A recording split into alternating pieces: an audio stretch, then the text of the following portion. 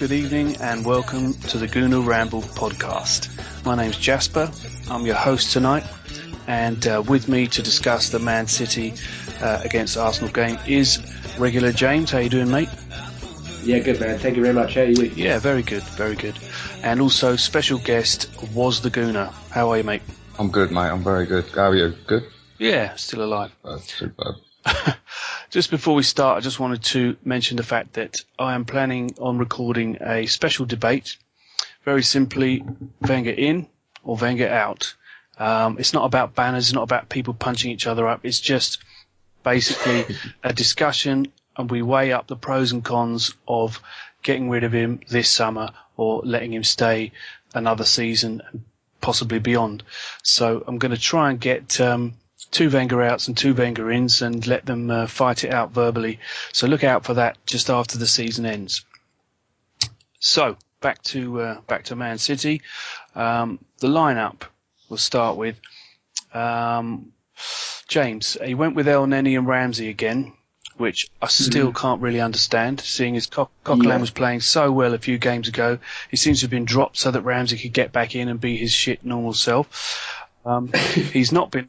Yeah, well, the thing is, Ramsey, we know he can be good, but he's just not on form, so I don't understand why you drop a player that was on form and replace him with a player that isn't. And I think somebody told me lost the ball 26 times yesterday, and it was pretty obvious. So that one was a bit of a mystery. And obviously Ozil was out with reportedly a slight hip injury. So Welbeck and Giroud played on the same pitch together. But otherwise, I think the rest was fairly straightforward. Yeah, for me, first of all, that game that we played there last season, if you could pick the two best players out of that side that day that absolutely controlled that game, done everything correct, Santi Cazorla and Francis Coquelin. All right, Cazorla's coming back from a long time out. I know he's playing for the under-21s tomorrow. Apparently Coquelin is as well for some reason. Don't know why. I think it's because they're in a playoff final or something, aren't they? They can get a chance to win something or whatever. I don't know. It's cheating, isn't it? I don't. Yeah, you can have a certain amount over a certain age, can't you? I think it's 3 or so. But I don't know why they're playing in that when this is the time. Spurs lost earlier in the day. It's like let's try and get the 3 points here. All right, the league's over. Boo hoo. It was lovely to see Andre Bocelli on the telly. I'm a big fan of his. Love his work. But other than that, try and get the points and. For the fans, when they're not on your side anyway, finishing above Tottenham, all right, we've done it for 20 years. It's not the be-all and end-all, but it would be nice. I wouldn't moan at it. So I would thought he would go with a stronger team. But Ramsey and El Neni in the middle for me, it just don't work. It doesn't work. It's been so many weeks now. They both overcommit to what they're doing. For me, this season, Arsene Wenger's not done a lot of things right. But the two things that I will commend him for are the signing of Petr Cech and the signing of El Neni. But yesterday, El Neni had his worst game, I think, that he's had in an Arsenal shirt. He overcommitted way too much to certain things. And you know what Ramsey does? He's only good at one way, and that's forward. He don't really run backwards. Although I will commend him for his tackles yesterday. I know he put 5 in out of 7 or something. And the one he did near the end, which we'll probably get onto later on, was absolutely outstanding. But other than that, the team really picked itself. It was a slight hip injury. I think there's a bit more to it than that. I think there's a lot of rambles going on about Ozil being a bit unsettled there. You reckon? I think the boat's been a bit rocked, so I won't believe all of it. But I thought the team was quite self-explanatory, really. And then when Welbeck went off with Jack coming on, I thought this is the time now. Move Ramsey into the 10 role, which he's always wanted. And play Jack deep lying next to El Neni, but instead he put Jack in the 10. And that was that. Yeah, I agree with almost all of that. The only slight complaint is that El Neni, whilst he was a good buy, we clearly should have got him in the summer. But the manager didn't think that Santi Cazorla and Coquelin would be injured at the same time, which, considering our injury record, is a bit bizarre. Anyway, I'll move on. So was there anything particularly that you noticed about the lineup, or would you have chosen something fairly similar? I'd have said fairly similar, but I do agree with you boys with regards to the central midfield. I thought it was a strange one, Coquelin. I mean, he's more of a destroyer, and he's the kind of bloke I'd want in there away at a big team. Do you know what I mean? If someone's going to break up play, he knows his position, knows his job, and he just keeps it simple. I mean, he's not world class on the ball, but for everything he lacks in that, he is intelligent and he does know what he's doing and where he's got to be. And Big Mo El Nene, he struggled a little bit yesterday, and I think it's very early days in his Arsenal career to judge him early now. You'd be silly, but you can see he's brilliant on the ball, and in some ways he's very similar to Arteta when deep. But I would say that Mikel Arteta went in his prime, even for Arsenal, he was only ever good enough at home against lesser teams. And I think if you're going to play on any at DM and in that defensive role, it has to be at home when we're going to dominate possession and they're not going to get a kick. But against City away, he's obviously going to be put under a lot more pressure, and all over the park, we started so sloppy. But with regards to the lineup, I was pleased to see Wells on the left. I know everyone wants him centre forward, but I like the shift he puts in on the left wing, and it's another option, and it makes us a bit more direct. But gutting to see him go off injured. And yeah, I agree with you. I don't mind Welbeck on the wings either. You know, I mean, he wants to play up front, and when Giroud's out or he's not on form, well, put him up there. Why not? Yeah. But his pace on the wings causes all kinds of problems. And it looks like he might be out of the Euros, which is gutting for him. But it was a weird one for me, because when he fell over and did what he did, instantly his face, you could pan it. You know, you could see what he said. Why let him carry on? He let him try and run it off. I would have hooked him straight away. I'm like, no, that's bad. Nobody knows your body better than you. And instinctively straight away he went, oh, fuck. A big one, a big old fuck as well. Because he knew, like, nah, that's me. It's like, why try and make him run that up? That for me was total silly move there. I would have hooked him right away. Like, he's in a bad way, get him off. Yeah, we had the same with the Ox against Bayern, didn't we? Exactly, I mean, he come out for the second half, and we ain't seen him since, pretty much. You know what I mean? The only other thing with the starting 11 is young Alex Iwobi. Don't get me wrong, he had a beautiful start, but normally with Wenger, he eases these players in, but he seems to be showing a lot of faith in him. And realistically, over the last sort of 3 or 4 appearances, he's struggled to make an impact in the game. And to throw him in at City away, don't get me wrong, I'm not slating him. He's a young lad and he's done brilliant. But when you've got the quality you have on the bench, it seemed very, very strange to give Iwobi the nod. But he did look a little bit out of his depth maybe yesterday. He just couldn't really make an impact on the game. He's still got that beautiful first touch and his eye for a pass, but he just couldn't really get involved in it. He couldn't put a stamp on it. So I understand why Wenger took him off, but yeah, maybe he should have started with somebody with a bit more experience. I think talking about letting people play after injuries, didn't we do the same thing with Santi Cazorla as well? Yeah. I seem to remember. Anyway, we'll talk about individual players, how they performed a bit later on, but getting into the match, they were all over us, for that first 15 minutes, and it only took 8 minutes for Aguero to score. 3 or 4 players culpable for that. What did you make of that, James? Yeah, like you've said, for me, Welbeck could have blocked the cross. Ramsey loses Fernandinho, and then El Neni, where it was like Amir Khan, how much he got spun, weren't it? His eyes were in the back of his head. And, there's a lot of people out there that are criticising Petr Cech for both goals. And there's this statistic going around that he's conceded 10 long shots, which is the most out of any keeper in the league. He's not the age he was. Getting down like that, he's not as quick as he used to be. But also, we don't shoot from outside the box very much ourselves. In training, I don't believe there's anyone peppering him like they do. So how can he practice makes perfect? Well, how can he figure that out if he's not doing that in training enough times? You raise a good point. We don't shoot from outside the box, but you would like to think that the goalkeeping coaches are doing stuff like that. They're not going to surely only work on short-range shooting. I mean, I don't believe that. But it seems like it. Yeah. When I look at those goals, I do think he had a poor game yesterday, but when I look at those goals, I do wonder whether it wasn't about the speed of him getting down, because I'm sure that he can drop when he needs to. He did for that Benteke attempt. I just think he's not read the situation quick enough, and that's normally one of his strengths, is that, you know, wherever he needs to be, he just suddenly pops up at the right place at the right angle. And when he's standing still and he's dead central and someone puts it in the far corner, he doesn't seem to be ready.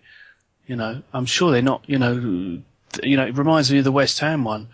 That was miles out, that goal. Absolutely miles out. I can't believe that he didn't have the time to read that. So I don't know whether he's losing focus or what. Anyway, I'm not the goalkeeping expert. We haven't got Judd on tonight, so we'll have to wing it. But yeah, it is a bit of a strange stat, that one. Anyway, then immediately afterwards, Giroud scored. Fantastic to get him back on the score sheet, because obviously his confidence was low. And I think a lot of the games where he hasn't scored, he's pretty much done everything right. He just didn't have the accuracy. But he had a really good game and scored a great header. What did you make of that one, Woz? Yeah, I mean, like you were saying about the City goal there, I was up there myself, and first things first, I was wearing shorts and t-shirt in Manchester, and it was 25 degrees, so I couldn't believe my eyes. Then I got in the ground, happy days. I actually thought it was going to be a good day, and then the first sort of 10 minutes, I was fearing for the worst. I mean, we just looked so sluggish. We were second to everything. They pinned us in. Then they got the goal, and I was thinking, oh, this is going to be a barrage. But then, fantastic delivery from El Nene. I mean, we didn't even look like creating anything until that moment. But that's what Olivier Giroud does give you. I mean, for all his faults, if you get the ball into him, he's going to deliver. I mean, very, very rarely does he get the opportunity.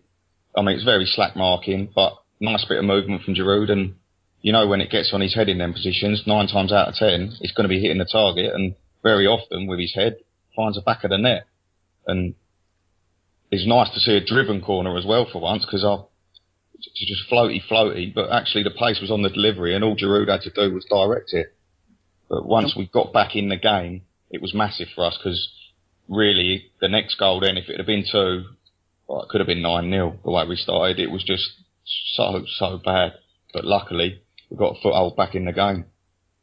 Yeah, I'm glad you mentioned the corner, actually, because I was just watching it back again on Match of the Day, and I saw that. I thought, hang on, is that taking the corner? It's El Nene. I didn't even notice when I was watching the game. Yeah. Because normally it's Ozil, and obviously he wasn't there, and all of a sudden I saw El Nene pop up, and I thought, what the hell's he doing there? But yeah, it was a very flat ball in, and it with loads of pace, and that's exactly what Giroud wants.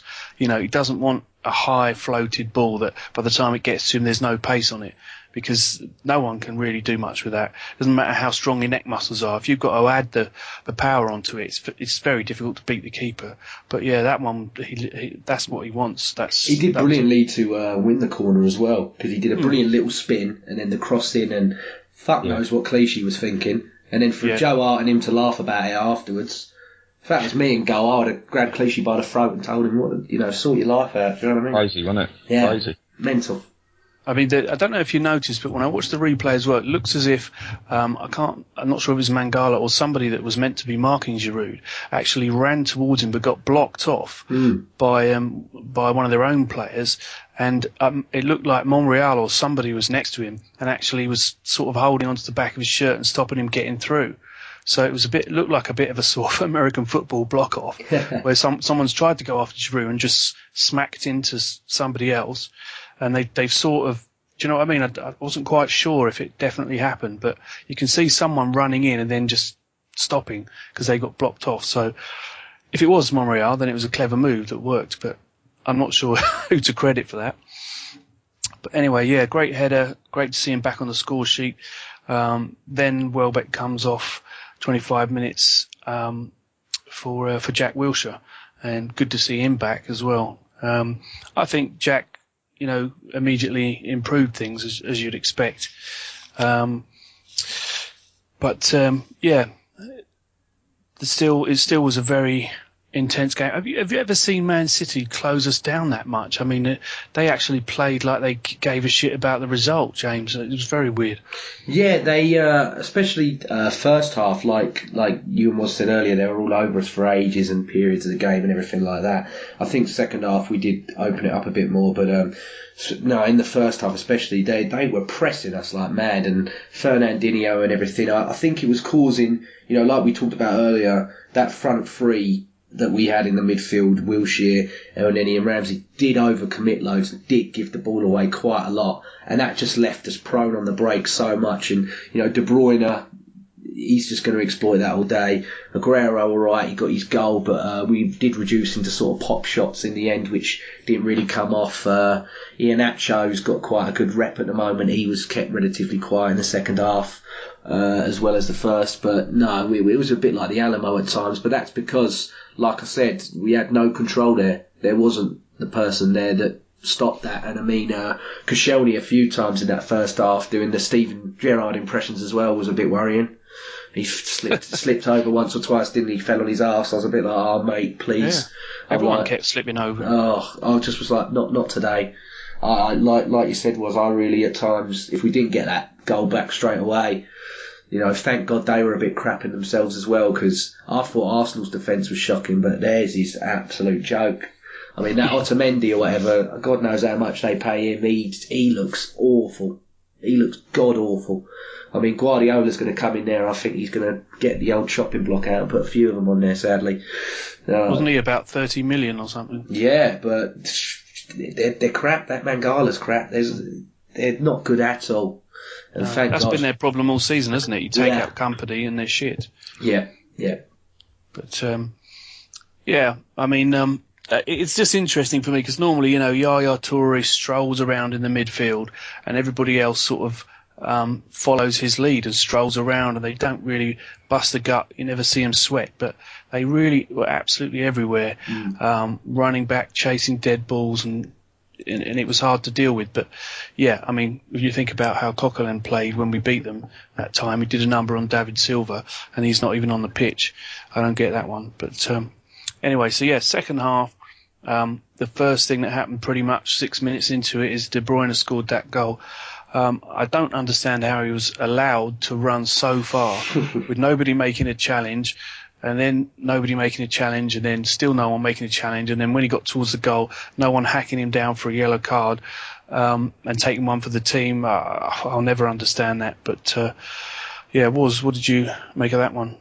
Yeah, it's just frustrating to see. I mean, we touched on Elneny earlier. He was like a dog on a lead. He was just sort of jogging behind his owner. Do you know what I mean? Not even attempting to sort of catch up with him. And like you said, take one for the day. I can guarantee you, both of them goals, Francis Coquelin would have been in front of them shots, because that is what he does. That's what he does. That's his job. He knows if he's not in front of them, blocking them shots on the edge of the box, then he's not doing his job. And again, I don't want to slate Elneny too much, because I do see that he has got quality, but at times you just got to question the team selection, but just the manner in what we conceded the goal was just so sloppy and simple. And when you watch De Bruyne run 30 yards with the ball without a challenge, I mean, no one gets tight. The centre backs don't step up.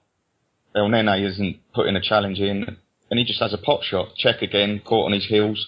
I mean, yes, it is in the corner, and yes, it is low, but I think it's the element of surprise again, and he sort of weren't expecting it. But I suppose not many times in his Chelsea career did the player run 40 yards with a ball and have an unchallenged shot at goal. Do you know what I mean? So. The thing is, I still don't get that, because you're right in what you say, but surely the goalkeepers should expect people to shoot at any given moment. I'm not defending it. Yeah, I agree. You just had a bit of a strange game. And a long distance shot into the corner and he's beaten, which is, for someone of his class, is very hard to understand. For me, going back onto the goal, watching it, right, Elneny's, like you said, is the dog on the lead. You're watching him and you're like, okay, if he's not going to do it, then Bellerin comes along and you're like, well, he's going to match him for pace, which he does. And you're like, right, well, Bellerin, surely you're going to do it. He gets past him, and then it's Gabriel, and then you definitely think, well, Gabriel's a psycho, so he's just going to nut him now. And he lets him through as well. It was just, it was ridiculous. I can't remember who the other player was. It was like 4 of them around him. I was like, well, someone take one for the team. And then 10 minutes later, Gabriel does chill him, and it's like, well, if you did that 10 minutes ago, we'd have been all right. Yeah, he stood off him, didn't he? He kept backing off and backing off. But yeah, he's one of the most dangerous players, so they should have known that. Really. Anyway, after that, then you got Theo on for Iwobi. As we said, Iwobi may be a bit out of his depth, not as effective as he has been when he first started playing for us. And then Alexis scored that great goal on 68 minutes. James, what did you make of Theo's introduction and then the Alexis goal? Yeah, like we talked about earlier, Iwobi for me, nothing against the boy. I think he's been brilliant since he's come in. Just a bit off the boil. It's a bit like Joel Campbell, just pilted out a bit. But take him out for a game or two. Well, now there's only one game left, but you know what I mean. Take him out, let someone else maybe brought him off from the bench and everything else would have been all right. But no, for me, Walcott when he come on. He looked quite lively. He looked a bit better than what he normally has, and we had that brilliant passing move of about 8 or 9 strung passes together, and it ended up with him, and he was 1-on-1. His touch was a bit heavy, and then he skied it as per usual. So as per usual, it's the Walcott way. Oh, it's amazing. And I sat there for a bit, and I thought, come on, prove us all wrong, and then it was like, no, there it is. There's the typical, I think he done his typical bottle job way of the goalkeeper's coming out. I might get hurt. I don't want to use my place at the Euros because it's a shop window. And I think he truly knows deep down he's off. There's rumours today about West Ham for 20 or 24 million or something anyway. So, yeah, we've got a listener's question coming up about that actually, which we'll get to later. But yeah, I mean, you're saying he's protecting himself in the shop window. Yeah. That would also explain the jumping over the ball in the previous game. When I see him come on at the moment, he can't get a starting place. So he comes on for the last 10, 20 minutes, and he seems to be making an effort. He's not lazing about. He's trying. But he doesn't have the clinical finish. No. That should have been outside of the boot. Over the top, but his first touch was heavy, which made it very difficult for himself. Well, you talk about the clinical finish, like we said about the goal, Ramsey works his bloody socks off, fair play to him for that, and then Giroud, lovely, brilliant touch. That's the kind of thing when he doesn't score, that's what you want him to do, and he's not really been having to hold up play as much the last couple of games, but he did superb there. And then Sanchez, for me, who yesterday I thought had a piss poor game personally. I don't know if it's the consensus of everyone else. I thought he needed to engage a hell of a lot more. He just looked out. All right, El Neni was a bit right at times and a bit left, and he was sort of in the way. But for me, it's like you're a big game player, Sanchez. You're a top draw player in my eyes, and it's like you've got to engage more. There's times where I've seen him pick games by the scruff of his neck, and he don't look like he has that at the moment. And I don't know if that's because his momentum's a bit low, or there's rumours of him being a bit dissatisfied with what's going on at the club at the moment and the direction things are going in. And it's like, if that's how you feel, mate, then maybe you need to go as well. Yeah, I get what you mean. He doesn't have that sort of fire. Yeah, and that he had when he first came. Remember when he first started playing for us? He was chasing. He's winning games on his own. Yeah, I mean we didn't have a striker at one point, and he just saved our asses every single game, scored 1 or 2 goals every game, but also closed down, ran around like a nutter, closing down every single opposition player and getting angry with other Arsenal players that didn't do exactly the same. And now he's sort of thinking, well, if they're not going to do it, I'm just not going to do it. So he's a bit end of season-y and a little bit, well, I suppose he must be feeling like we should have fucking won something, which is the same as how all the fans feel. But yeah, he's had a few games lately as well where he's actually scored a goal, but also given the ball away 100 times, and his final pass has been dreadful. And the goal almost disguises his poor performances. But he's certainly not been the worst player on the pitch, so he shouldn't absolutely cane him. But I've noticed what you're saying is that he's just not been really that up for it in every game. But anyway, What did you make of those two things, Theo and the goal? Yeah, I'm just, well, like you said earlier, just quickly jumping on it. You know, you said about Aaron Ramsey losing possession 26 times. So did Alexis. Both of them, both 26 times. And it doesn't surprise me in the slightest. But no. I mean, anyone who's read any of my blogs or anything, you'll know I struggle with Wenger's approach to the game this season. And I think a lot of the players have been. But I will commend him for his substitutions the other day because I thought he was absolutely spot on. And I was in the away end and there's people calling Theo every name under the sun just because he's got off the bench, do you know what I mean? And Alex Iwobi coming off, it was the right decision. He was lost in the game, it weren't happening for him. Theo come on, he stretched the game, we opened City up. I mean, you talk about that move, we ain't seen us kick a ball about like that for ages, do you know what I mean? And that was all because we had a bit of width, pinging the ball about 1-2s, Walcott from wide right, into Giroud's feet, he's got a runner, bang, flicks him in behind. Yes, he should do better with a finish, but for a geezer that's getting 18 minutes every other week, do you know what I mean? It ain't easy. It ain't easy. I mean, I think I've only ever seen Javier Hernandez who can do it week in, week out. And it's tough for the player. I mean, that was his 50th appearance since he last started a game on the right wing for Arsenal. And that is a fact. I mean, he's been played all over the place. And when he does come on as a sub, we're sort of always in a situation where you're crying out for him to do something, but it's very, very difficult the way the team's set up. And I think we saw in two instances in that game how to get the best out of Olivier Giroud, or I'd say three. Obviously the header, deliver the ball to him, he's going to score. And when we stretched the game with Theo, all of a sudden Olivier Giroud had, number one, a runner off of him, and number two, the space to operate. And when you look at the goal, Gael Clichy would normally have been across on the cover to stop Sanchez there, because where earlier Iwobi would have been across in the centre of the park, we'd have almost snuffed out our own attack. But Walcott was on the far touchline. Clichy can't leave him. That opens up the space for midfield. Aaron Ramsey makes an absolutely brilliant run when you watch it back. Yeah, he does. He runs across, and Otamendi can't go nowhere because Ramsey's run across Giroud and the other centre-backs then occupied. That splits them. Giroud pins his centre-back, and Sanchez, intelligent, plays the ball into his feet, and Giroud just knows where the space is. Walcott's opened that whole game out by not even doing anything. Such, not doing anything, but he has, because he's got to the touchline and he's completely opened it up. Then you start seeing the best of Aaron Ramsey. Then you see runners off of Giroud. You see space opening up. When we carved them open, and it's as simple as literally stretching the game. And if we stretch the game just a little bit more often, I mean, if you said to Iwobi, just stay wide if he's starting, just every now and then, just stay wide. Alexis, just stay wide. And then what Theo done, like I said, is it did just make everything all open in the middle of the park. Ramsey's dragging players left, right and centre. Giroud then has options. He has runners, like that flick ball in behind to Theo. He's got that in his locker. He's incredible. I mean, the best goal I've ever seen in my life. Giroud done 2 back heels to Wiltshire and that. And as long as he's got people feeding off of him, that's how you get the best out of him. And that goal was brilliant for me. It was like watching Arsenal of old, because we had the width, we carved them open, City didn't have a reply, the finish was clinical, and I thought maybe it's clicked with him.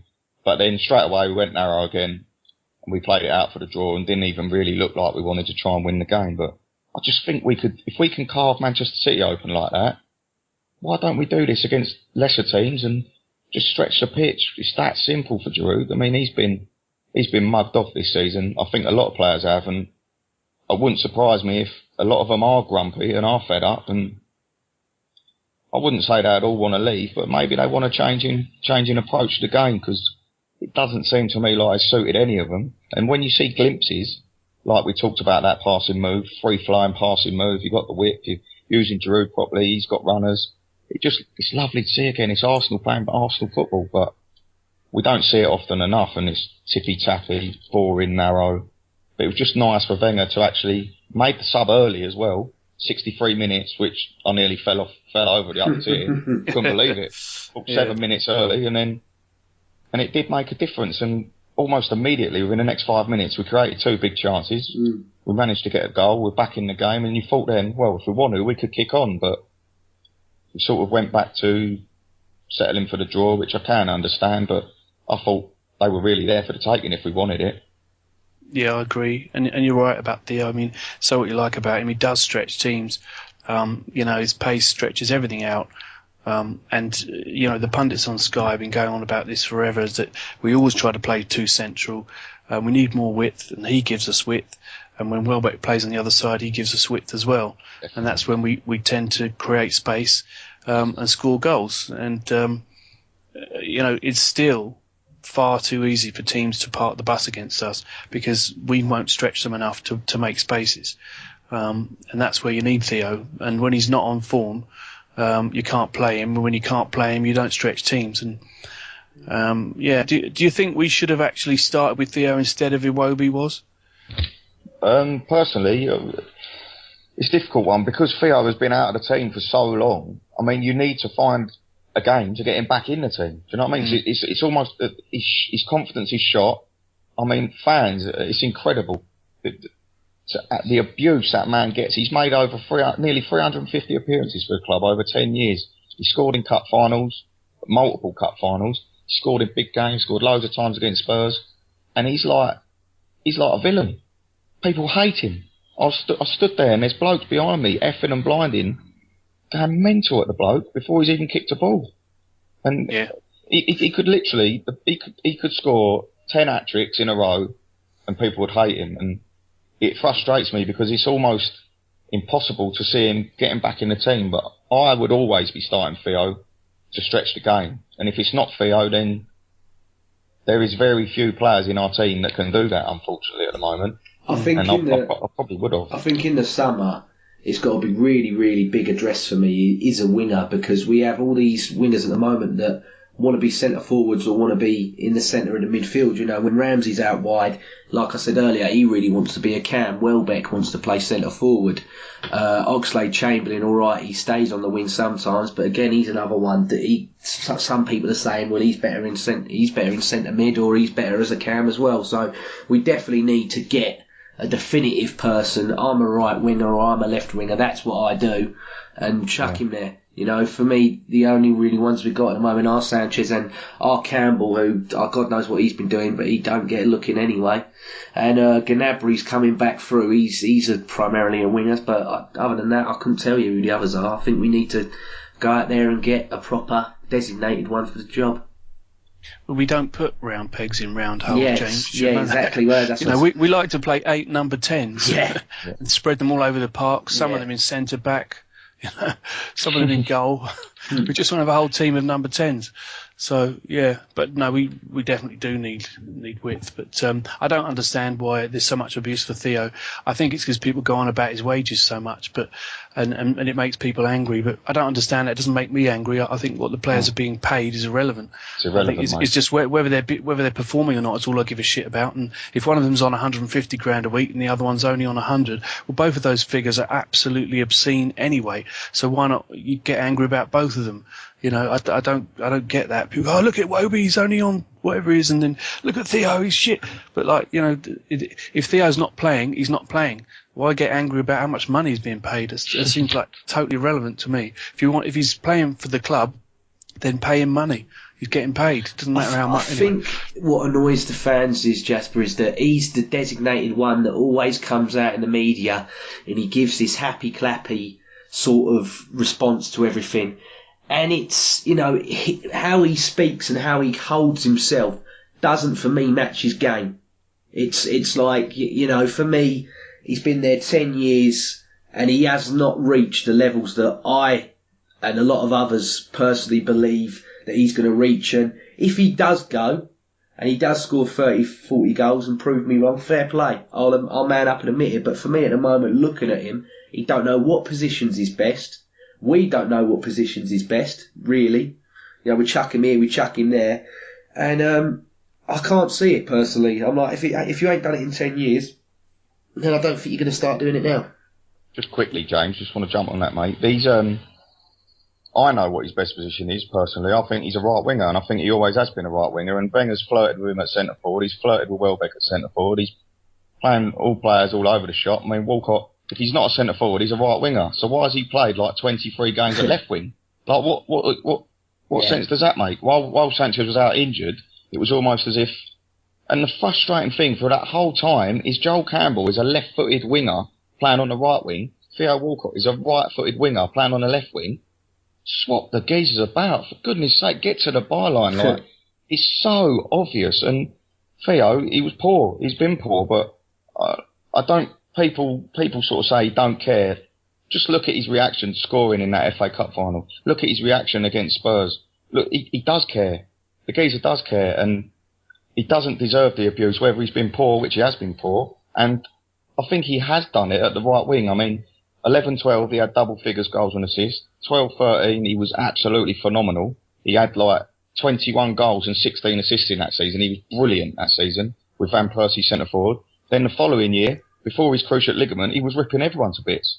He was unstoppable. And then he done his cruciate ligament, and since he's returned from that, he's only started one game right wing, like I said earlier. 50 games without starting right wing.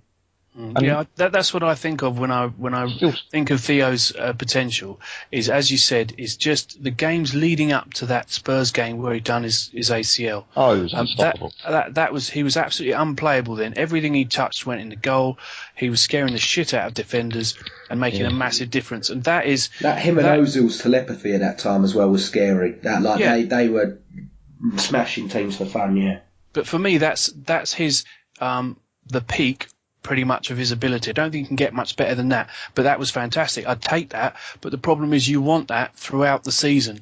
So you got a question of can he do that all season, and if he can, will he get played in that position all season? But also, you know, if he's done his ACL and he's not been the same since, can he actually get back to that point? Because then that sort of reminds me of Ramsey, who had his purple patch, which was half a season long, where he was the best player, the best midfielder in the league by a mile, and everything he touched turned into a goal. He was scoring every single game, but he can't get back to that either.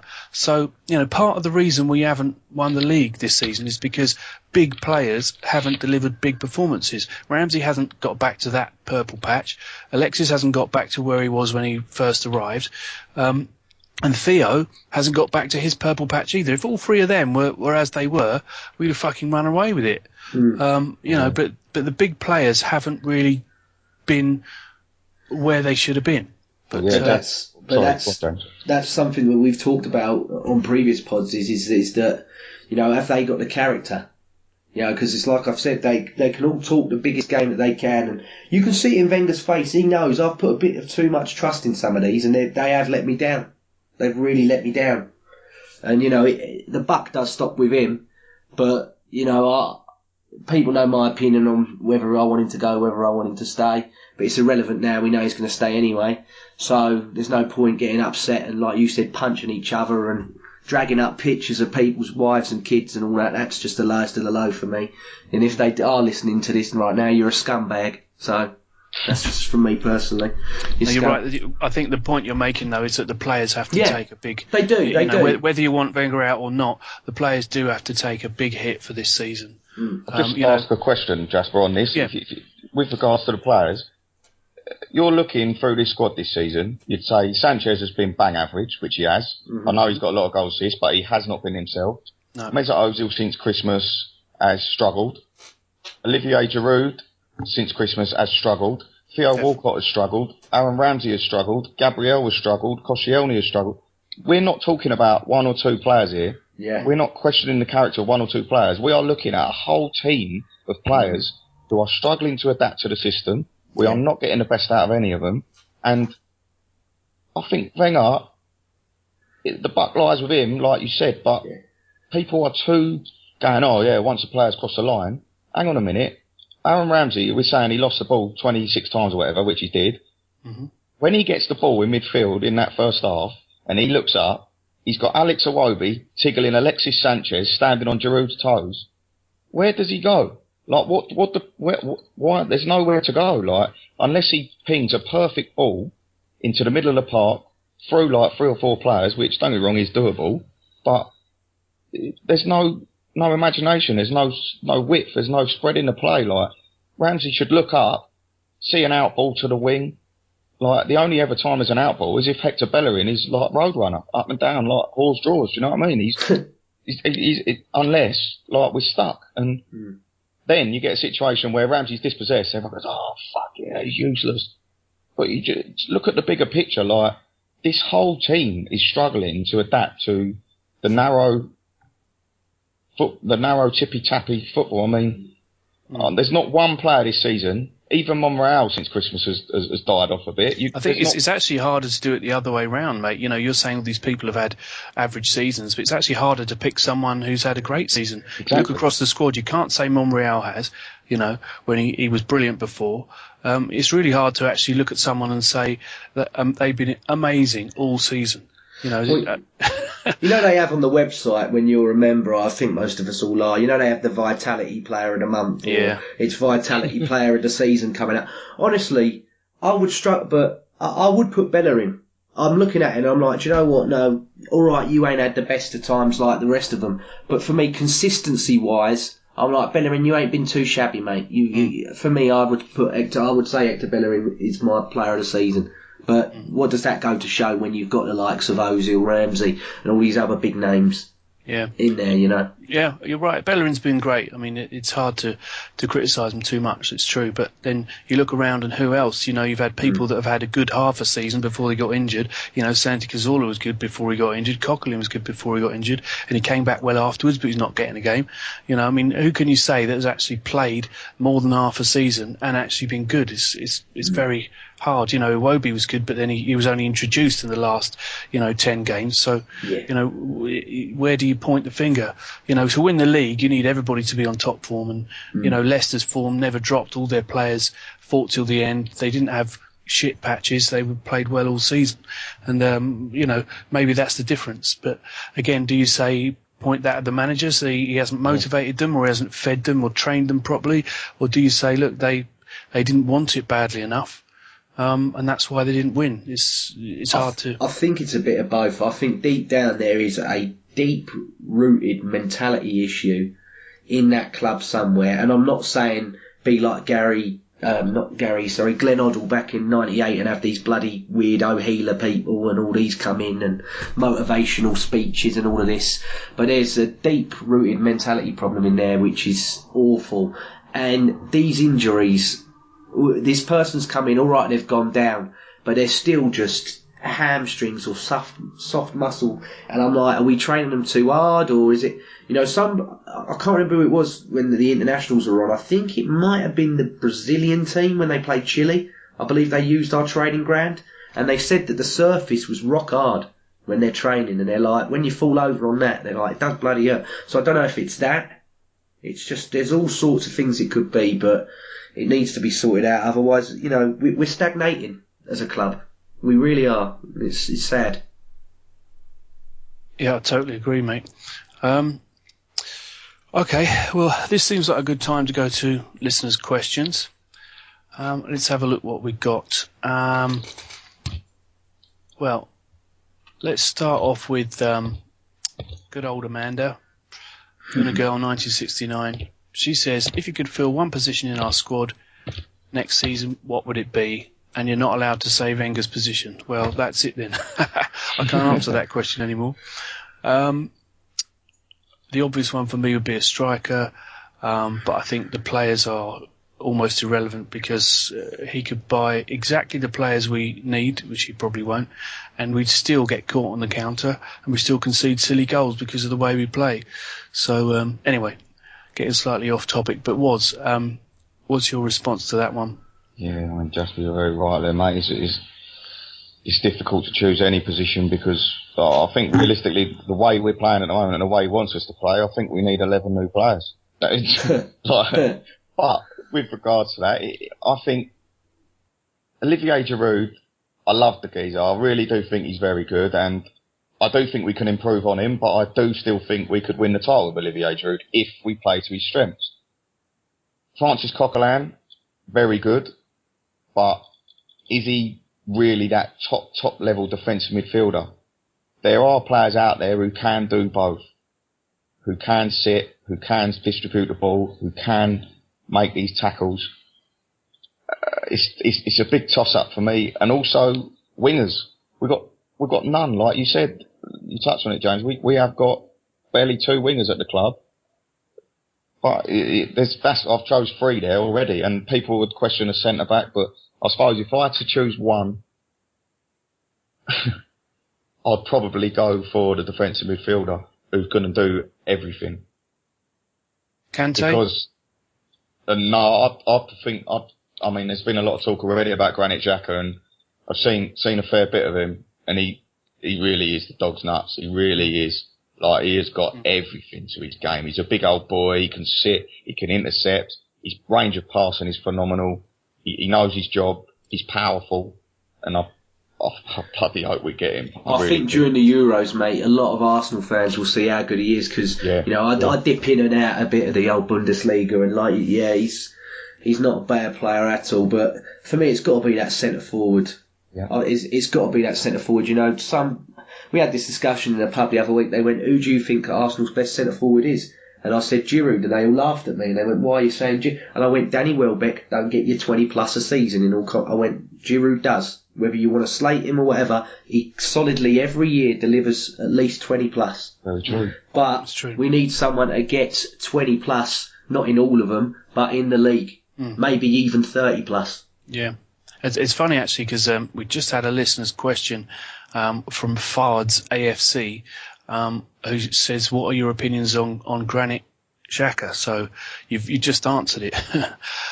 But yeah, going back to Giroud, what I was going to say earlier before James jumped in is that it's interesting how you get more out of him when Theo comes on. But also I think he teams up really well with Jack. And the Norwich goal is the classic example. But Jack loves a very short 1-2 around the box, just a 3-yard 1-2 to get around defender, and that is what Giroud's all about. So they were made to play together, in my opinion. And Theo, when he was having his purple patch, he set up Giroud so many times with a powerful low drive or a cut back, and that's meat and drink for him as well. So I think those two players really combine well with Giroud, funnily enough, almost better than Ozil does, because they just understand what he wants, and the kind of ball that he wants played in, they give him, and those two players particularly, I think, really do make him look as good as he is. But anyway, slightly off topic. But yeah, the next listener's question is from... Just bear with me a sec. Frank McClintock, at CashOD. Do you think Arsene Wenger is missing out on the players in the Serie A and French pyramid? Lots of gems. Does anyone want to answer that? Yeah, I mean, there's, especially we're talking about strikers, and there are only a select few strikers who are genuinely world class. With Olivier Giroud, you've got a very, very, very good centre forward. You need to take a risk, and there is strikers out there. Unless we're going to go out and sign a Suarez or a Aguero or someone like that, you need to be taking a risk. Players like Paulo Dybala, you've got Mauro Icardi, Lacazette. All these players are sort of on the cusp.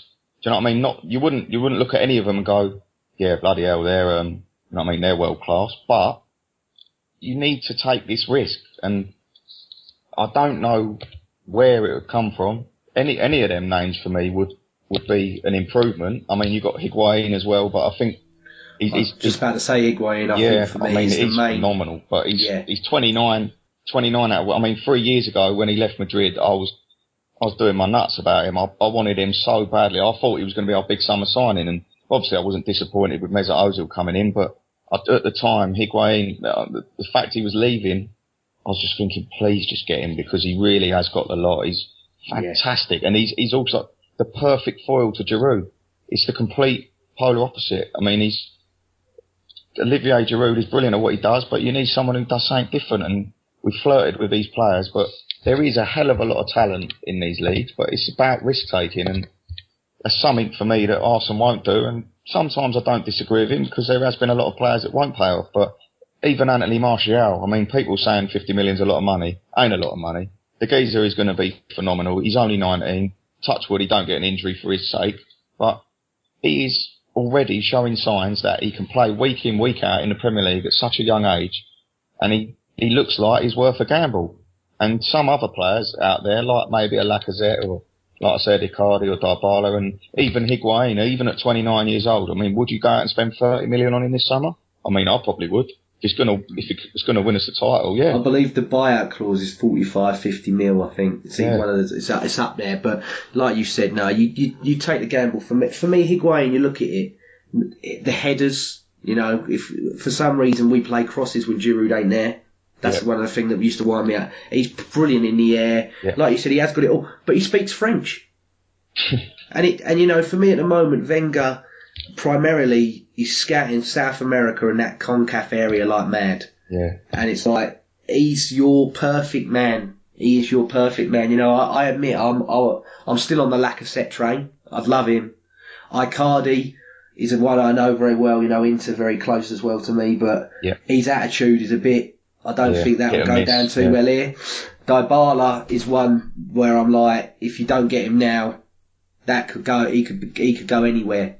Yep. He's got that next big star, quality on him. So, but I'd be happy, like you said, any of them names. And I got chastised for it the other day, but if he can stay through the pain threshold, I do believe Daniel Sturridge would be brilliant for Arsenal. And it's a big if, he can keep them injuries at bay, which with our record I can't see happening. Yeah, I totally agree. He'd break his arm doing that dance when he scores his first goal, knowing us, mate. Trust me. What is that dance? It's absolutely bizarre. It's like halfway between a swan and like a robot or body popping. It's just fucking. It catch on, mate. If he stays fit, we'll all be doing it next season. Trust me. If he wins us the league, I'll be doing it. No two ways about that. I'll be doing it everywhere. Well, I think you know what I think about him anyway, James, is that if he's had injury records that bad at other clubs, it can only be worse at our club. Oh God, You know, so I can see him, you know, missing almost an entire season. Yeah, I hate dealing in the hypotheticals, but I mean, I've seen it when he's on, and that season when he was with Suarez, and I know Suarez is just that little bit above what we have, but Sanchez and the others, when he's on top dollar. If he had someone with Sturridge like that, we'd be having wet dreams, mate. Oh, Sturridge is an unbelievable player, unbelievably talented. I remember seeing him when he was playing for Chelsea, and I thought, shit, we want to get that bloke. You know, and that was he was still a teenager, I think.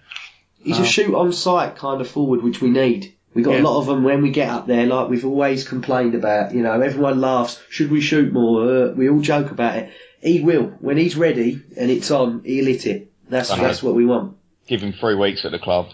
I think that'll change. But they'll coach that out of him.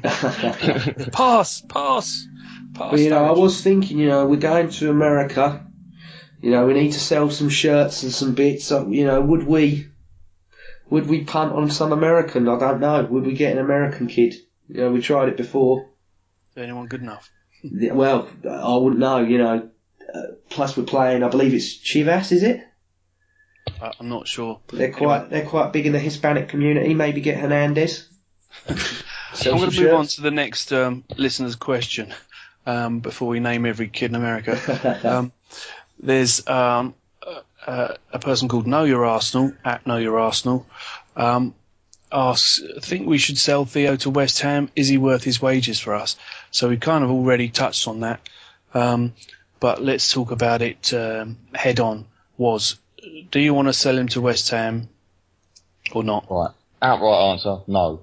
Right. The long answer, Theo Walcott offers something in this squad that no other player does. If Arsene Wenger doesn't want to play width, which he clearly doesn't, that's fine.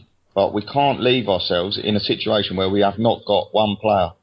Theo Walcott is the only player in our squad that will come on, stretch the game, scare the lives out of defenders, whether he's good or bad. He's been pony all season. He comes on at Man City away and makes a difference. And that goal was not even by touching the ball. And people will underestimate that because he hasn't actually done anything. But in a sense, he has, because he's made an effect on the defence and he's opened the space up. And that's not necessarily Walcott. Like, any player could do that. But in our squad, I look at him and he's probably really the only one that will do it. So if we do sell him for £24 million, there's that, and I also will not understand that he's been at the club 10 years. Twice he could have left the club, and he chose to stay at Arsenal, and he got new contracts, and at the time they were well deserved. Like I said, he had them 3 seasons in a row, and I think Theo loves the club. I just think Arsene Wenger needs to decide how he's going to use him. And if he really, really isn't going to play a winger and he really doesn't want Walcott there, he needs to get rid of him. But I'd be gutted to see him go to another Premier League club, and I think he would do really, really well. And I think West Ham are going to spend a few quid in the summer, and Walcott playing week in, week out for a side like that, it'd be a nice big open pitch at their new ground. And I think he'd have a field day. And I just want to see us get the Theo back that we had previously, but until our approach to the game changes, it ain't going to happen, I'm afraid. And in a sense, okay. What about this? What about this? Playing devil's advocate, right? I don't disagree with anything you said. He stretches the game and all that stuff. What about if you sell him, right? And you say, okay, maybe he's not going to get back to his best after the ACL injury, and you actually replace him with an identical player who is has got pace like his, but maybe he's got a better touch and maybe he's a better dribbler. And so you still have that type of player, you just don't have him. Yeah, I mean, I wouldn't class Theo as a dribbler, and no one would. Of course he ain't. But I think that's missing from his game, though. I think that's the one thing, because his first touch is great. He can do various things, but his touch and his ability to beat a man, I think, are weaknesses in his game. Very, very true. But what he does have is something that very few players in Europe have, and that is the ability to run from outside to in from wide areas. Off the ball, he's phenomenal, and 1,000,000% he could improve on the ball. But I agree with what you said. I mean, if we're going to go out and sort of say Sanchez next season, if he stays, if he still wants to be here, your right wing all season, we'll get Marco Reus in or a big name. Go for someone on the left wing, just get someone proper. And I mean, in the ideal world, if it was me, you'd be in for someone like Douglas Costa or Kingsley Coman, but they're never going to leave Bayern. And you've got the young lad Ousmane Dembele, who is frightening, but he's only 19. But I mean, he's been linked with everyone under the sun in Europe, but he really is a talent. Would you take Griezmann? Would I take? 100%. Yeah. I mean, Antoine Griezmann is phenomenal the way he's gone from being a left winger, and I loved him a few years ago when he was playing left wing, and you was thinking, this boy's got talent. I mean, but his frame and everything, I never once expected him to go centre forward, and he's equally as effective, and he is so good, Griezmann. Yeah. Like, again, that's another player you'd go out there and you'd pay 50, 60 million for, because that's the going rate, and you can't be messing about. Like, we are Arsenal Football Club, do you know? We make more matchday revenue than any club in the world. We're one of the top 10 richest clubs in the world. Stop fucking about, like, just do it, do you know what I mean? Stop fucking about. I think that's a mantra of the Arsenal fans, isn't it? Yeah. The transfer window's open. Right, stop fucking about. That's what we all fucking say. But the other option 2, is instead of getting any of those players, they're all brilliant, is that we just replace Theo with the Ox. Now, the Ox can dribble. He's one of the best in the squad, and he's had a nightmare with injuries. But would you trust him to put a season of good performances together? Because, as Clive pointed out months ago, he had this incredible pre-season this season, didn't he? And he scored in the Charity Shield, and he looked like he was going to be, one of the standout players of the season. Then he got injured. Would you risk replacing Theo with him, or do you think he's going to be a serial crop? Get rid of him as well, James. If I had to sell one, I would sell Theo Walcott over Oxlade-Chamberlain, because I just feel that Oxlade-Chamberlain's ceiling is, even though it's only a tiny incy-weeny bit better, I still believe deep down that Oxlade-Chamberlain could be a far, far better player. And the reason for that being is alright, the injury record's bad as well, but for me, he's not as fragile as Theo can be. Because there has been times, not just this season, the season's over, and I don't blame him, because he has been hurt, and you don't, it's your living. If you can't play football, all right, you still get paid when you're out. But if he gets like a Dean Ashton injury, he's doing quite well with his media stuff. He can get a career doing that, but you want to play for as long as you possibly can, and he has pulled out of things.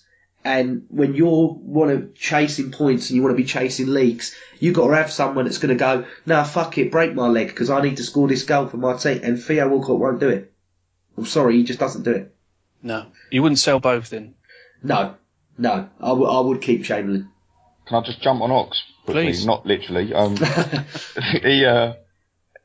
For me, he's extremely frustrating. Everyone can see his ability. I personally think he's a central midfielder, and I think he's got all the tools in the book to be one of the best wingers out there. I mean, his close control is good, his dribbling's good, he could beat a man, but as soon as he's got the worst end product I've ever seen, like ever. Yeah. He's so frustrating, and he's such a powerful athlete, but what sums him up is the way he got injured. I mean, we were that injury against Bayern is just farcical. We were on the counter-attack. We had players open in the middle of the park. He's got all the grass in the world. Javier Mascherano pulled out of position.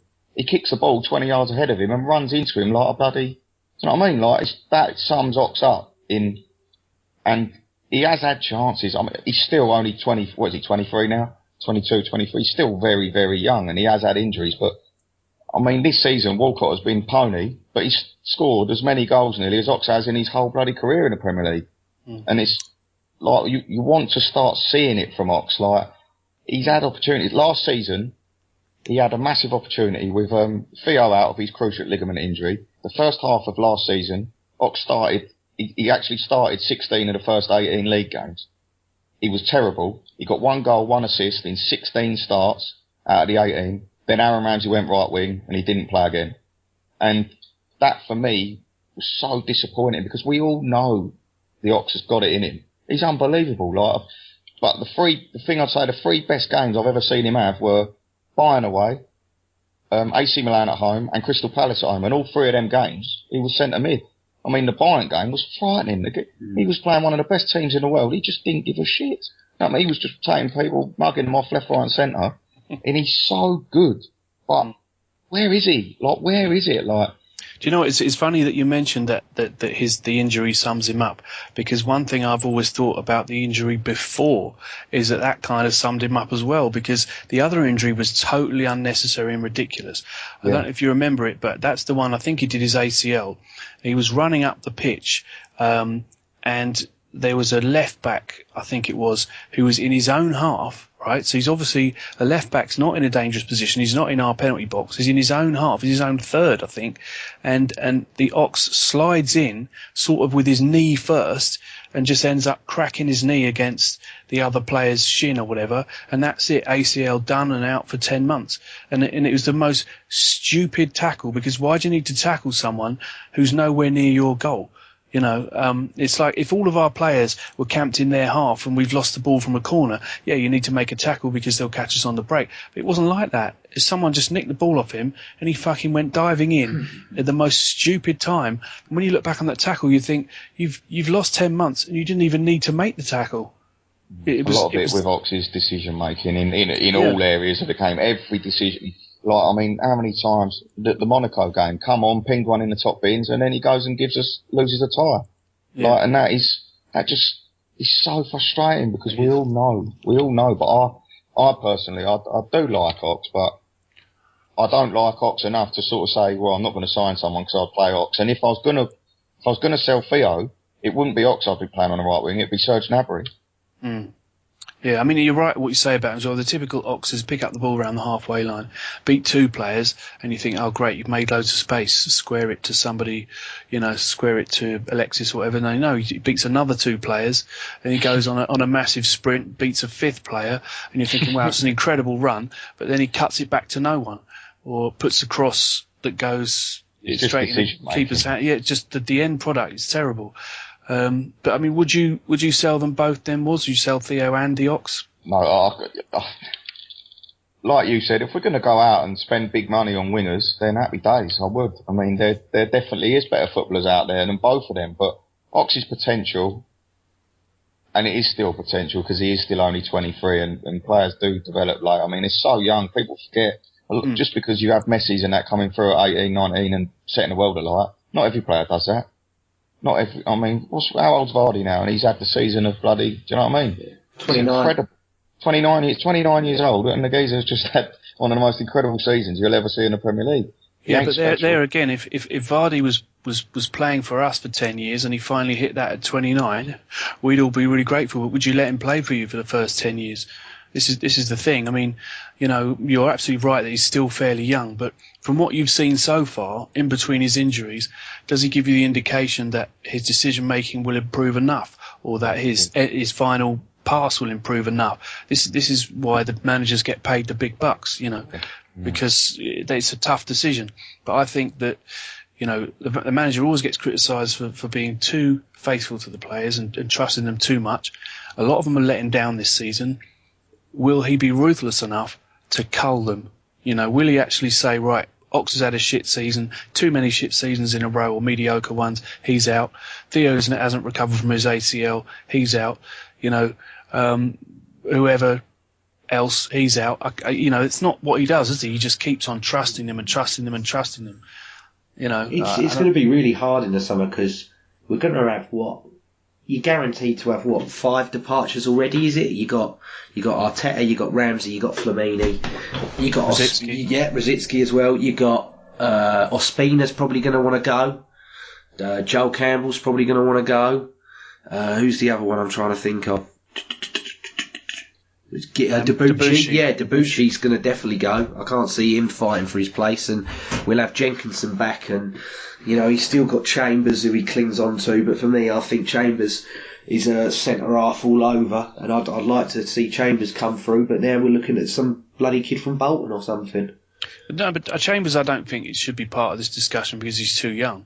He's a young kid. He's got loads of potential. Yeah, but it just seems Wenger's not. He's not like Wenger's insisting on playing him at DM or right back. No. He played centre back for us for ages, and he was really good.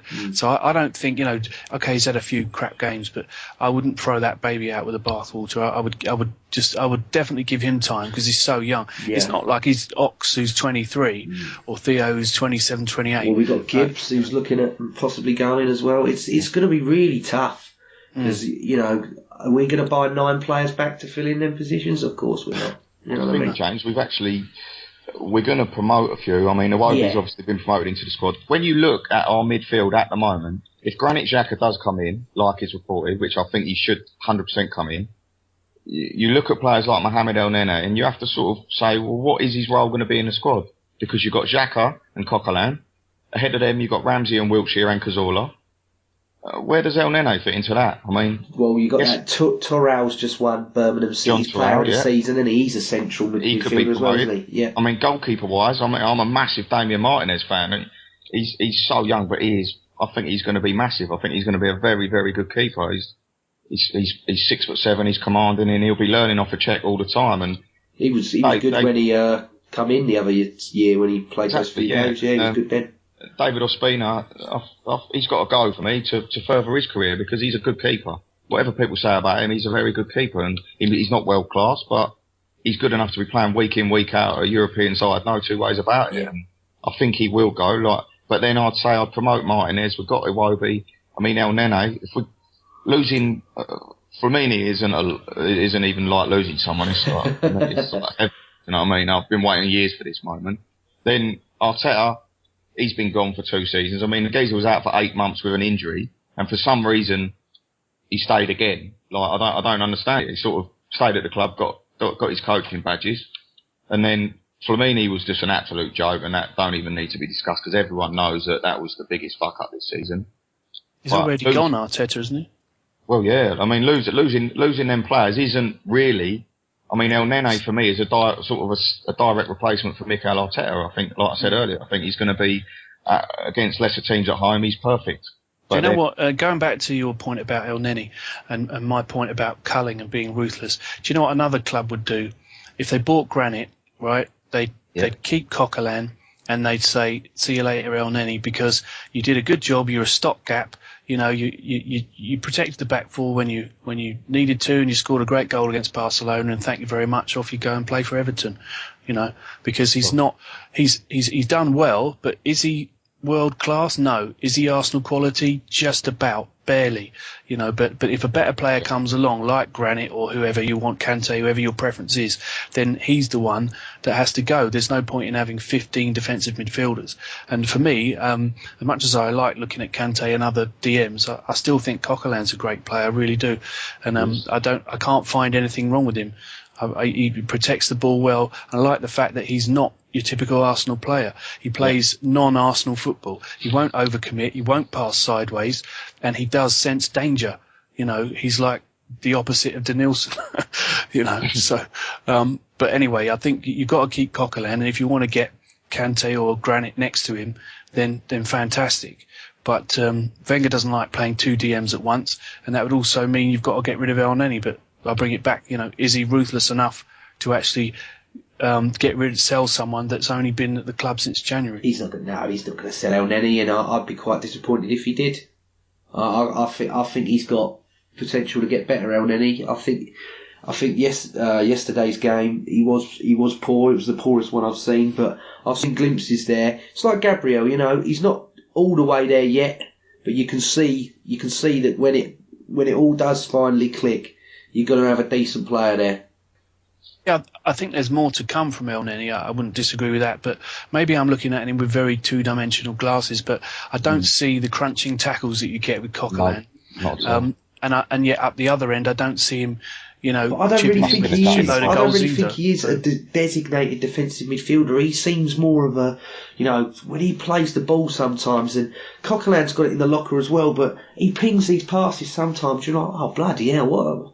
That's amazing, Vinny. You're meant to be this. You're meant to be the tough tackly. You're meant to be the stopper, and I don't think that's Elneny's game. I don't think he is a stopper and an enforcer and all this like general type like Coquelin is. I just think he's like not an all there Cazorla. He's got a bit of passing. He's got the long shots in him, which you're right. He's probably going to stop now. He can hit a set piece like Cazorla can. We've seen that. I want to see him take a few free kicks, but we ain't witnessed that yet, because that's when I did the podcast with the Oliver the Zessiger, the Swiss football manager guy. He said, James, this guy can hit a set piece. If you let him, you watch, he can ping them in. So I want to see a bit more of that if I can. But yeah, I like Elneny a lot. I think he's something there. He's definitely not going to sell him. He ain't going to cut him out.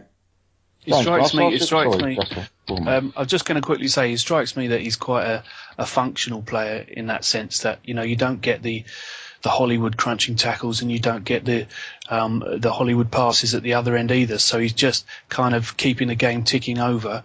As you say, a little bit like Cazorla was, but I think one of the reasons Wenger loves him is because of his stats, because he covers a ridiculous amount of miles, he makes a ridiculous amount of passes, and his top speed and number of sprints is higher than anyone else. And I think that's what Wenger likes, to try and keep the pace high of the game. Because when we have a higher pace, we tend to be more dangerous in attack, and he just keeps that flow moving. But, I think there are better players out there. But anyway, what were we going to say? Oh, no, so I was just going to ask James, you touched on it there, and it's a good point.